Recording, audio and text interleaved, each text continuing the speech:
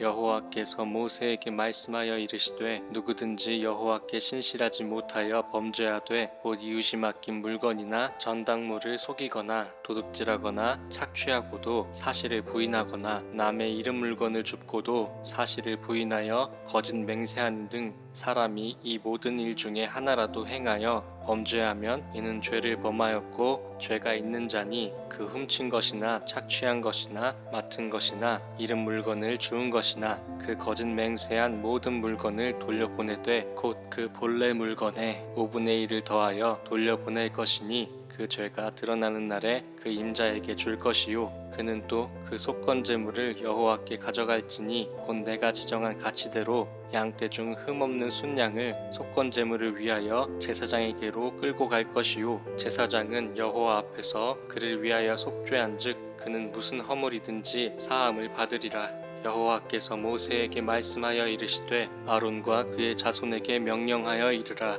번제의 규례는 이러하니라. 번제물은 아침까지 제단 위에 있는 석쇠 위에 두고 제단의 불이 그 위에서 꺼지지 않게 할 것이요 제사장은 세마포 긴 옷을 입고 세마포 속바지로 하체를 가리고 제단 위에서 불태운 번제의 재를 가져다가 제단 곁에 두고 그 옷을 벗고 다른 옷을 입고 그 재를 진영 바깥 정결한 곳으로 가져갈 것이요 제단 위의 불은 항상 비워 꺼지지 않게 할지니 제사장은 아침마다 나무를 그 위에서 태우고 번제물을 그 위에 버려놓고 화목제의 기름을 그 위에서 불사를 찌며 불은 끊임이 없이 제단 위에 피워 꺼지지 않게 할지니라.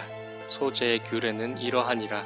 아론의 자손은 그것을 제단 앞 여호와 앞에 들이되 그 소제의 고운 가루 한 움큼과 기름과 소제물 위에 유향을 다 가져다가 기념물로 제단 위에서 불살라 여호와 앞에 향기로운 냄새가 되게 하고 그 나머지는 아론과 그의 자손이 먹되 누룩을 넣지 말고 거룩한 곳 회막들에서 먹을지니라.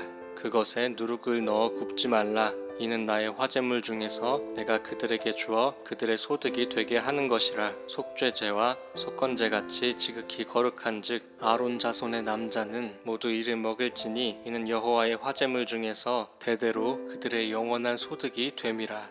이를 만지는 자마다 거룩하리라. 여호와께서 모세에게 말씀하여 이르시되 아론과 그의 자손이 기름 부음을 받는 날에 여호와께 드릴 예물은 이러하니라. 고운 가루 10분의 1 에바를 항상 드리는 소제물로 삼아 그 절반은 아침에 절반은 저녁에 드리되 그것을 기름으로 반죽하여 철판에 굽고 기름에 적셔 썰어서 소제로 여호와께 드려 향기로운 냄새가 되게 하라. 이 소제는 아론의 자손 중 기름 부음을 받고 그를 이어 제사장이 된 자가 드릴 것이요 영원한 규례로 여호와께 온전히 불사를 것이니 제사장의 모든 소제물은 온전히 불사르고 먹지 말지니라.